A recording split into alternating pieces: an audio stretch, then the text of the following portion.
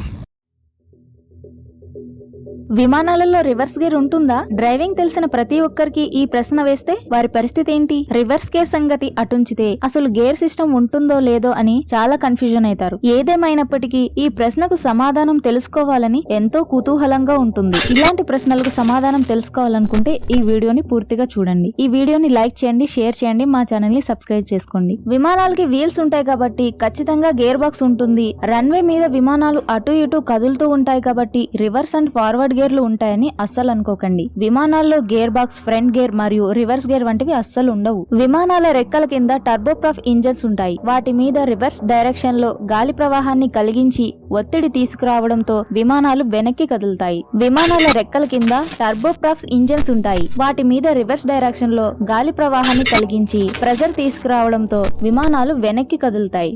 Throttle operate చేయడం ద్వారా జరిగే ఈ పద్ధతిని బేటా రేంజ్ అంటారు. సాధారణంగా విమానాలు ముందుకు కదలాలంటే ఫార్వర్డ్ డైరెక్షన్ ప్రెజర్ ని కలిగిస్తారు. చాలా వరకు పాత కమర్షియల్ విమానాలలో జెట్ ఇంజన్ ఎగ్జాస్ట్ పైప్ నుండి వెలువడే మండిన గాలిని విమానం ముందు వైపు ద్వారా ఒత్తిడిని కలిగించి విమానం వెనక్కి కదిలేలా చేస్తారు. అయితే ఈ పద్ధతి చాలా ప్రమాదకరమైనది. ఇంజన్ నుండి వచ్చే గాలి చాలా వేడిగా ఉంటుంది. ఆ వేడి గాలి మళ్లీ విమానం ప్రయోగించడంతో దహించుకుపోయే స్వభావం ఉన్న మెటీరియల్ ద్వారా అగ్ని ప్రమాదం సంభవించే అవకాశం ఉంటుంది. అందుకని ఇప్పట్లో ఈ పద్ధతి వాడుకలో లేదు. మరికొన్ని విమానయాన సంస్థలు విమానం వెనక్కి వెళ్లేందుకు వెనుక వైపున ట్రక్ ద్వారా లాగిస్తారు. ఇది సాధ్యమేనంటారా అని అడిగితే ఖచ్చితంగా సాధ్యమని చెప్పవచ్చు. ప్రస్తుతం చాలా విమానాలు ఇదే పద్ధతిని పాటిస్తున్నారు. ఈ వీడియోకి ఇంతే ఫ్రెండ్స్. ఈ వీడియో ఎలా ఉందో కింద కామెంట్స్ లో చెప్పండి. ఈ వీడియో నచ్చినట్లయితే లైక్ చేయండి, షేర్ చేయండి, మా ఛానల్ ని సబ్స్క్రైబ్ చేసుకోండి.